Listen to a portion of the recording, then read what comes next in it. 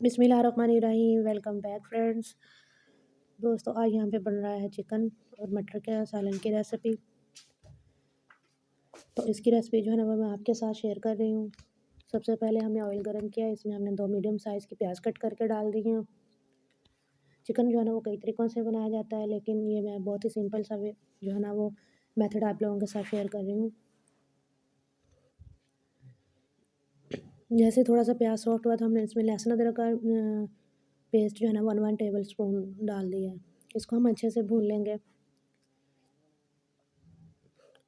जब ये हमारा अच्छे से भून जाएगा तब हम इसमें जो है ना वो थोड़ा सा पानी का छींटा लगा के और बाकी स्पाइसेस ऐड कर देंगे। जिसमें जो है 1 टेबल स्पून नमक, 1 टेबल स्पून इसमें हल्दी पाउडर डालेंगे और 1 टेबल स्पून ही इसमें हमने रेड चिली पाउडर ऐड कर दिया है। और साथ में जो है ना वो हम इसमें डालेंगे 2 टेबल स्पून दही के।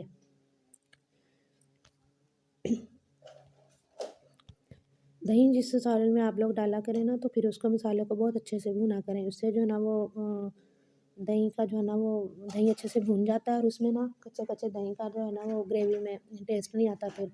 और जिस मसाले को अच्छे से ना भुना जाए ना तो वो फिर सालन भी मज़े का नहीं बनता। तो ये मसाला हमारा अच्छे से भुन चुका है, अब इसमें हम चिकन ऐड कर देंगे।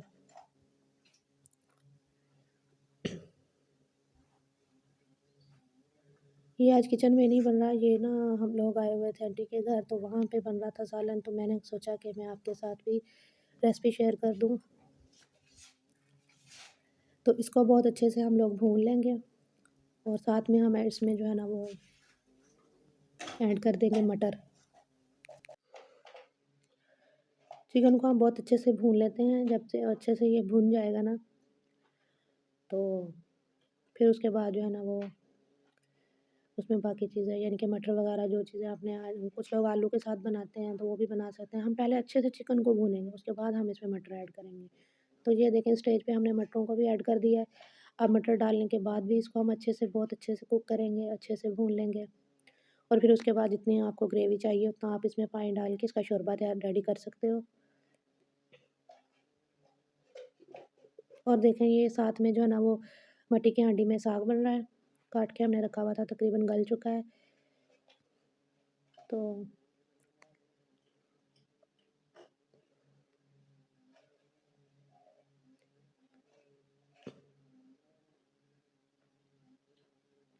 इस स्टेज पे आपने जो है ना वो थोड़ी-सी अदरक और शामिल कर देनी है, इसका बहुत अच्छा टेस्ट आएगा हाँ, सालन में। जो शुरू में हम साथ अदरक डालते हैं ना वो तो बस बिल्कुल ऐसे ही ना साथ में सड़ भुंजी जाती है, उसका कोई अच्छा टेस्ट नहीं आता साथ में। लेकिन जब इस स्टेज पे अदरक डालते हैं ना तो उसका बहुत अच्छा सालन में जो है ना वो फ्लेवर आता है। आप इस तरह से जो है ना इसको करके देखिएगा। तो ये हमारा सालन भुन चुका है, अब हमने इसमें जो है ना वो जितना हमें ग्रेवी चाहिए उतना हमने इसमें शोरबे के हिसाब से जो है ना वो डाल दिया है पानी। अब इसको हम अच्छे से कुक करेंगे, जब थोड़ी-सी ग्रेवी रह जाएगी, ये देखें इतनी सी ग्रेवी बची है। कितने अच्छे से हमारा सालन रेडी हो चुका है। अब इसको डिश आउट करते हैं, तो ये देखें जनाब फाइनल लुक हमारे सालन की।